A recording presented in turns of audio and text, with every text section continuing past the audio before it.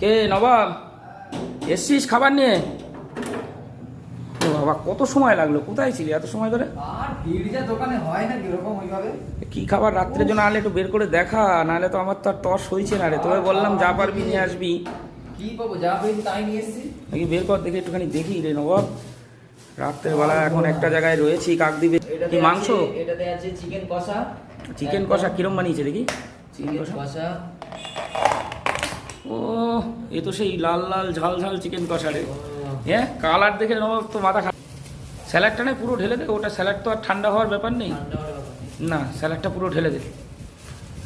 আগে খেয়ে একটুখানি দর্শকদের বলে দে যে কীরকম রান্নাটা হয়েছে। শুধু গন্ধ দিয়ে তো আর হবে না, একটু ছিঁড়ে খেয়ে একটু খেয়ে টেস্ট কর। নে, একটু খেয়ে একটুখানি দর্শকদের বলে দে। গাইস একটু খেয়ে টেস্ট করছি। গন্ধ সেই হয়েছে। যেরকম গন্ধ সেরকম খেতে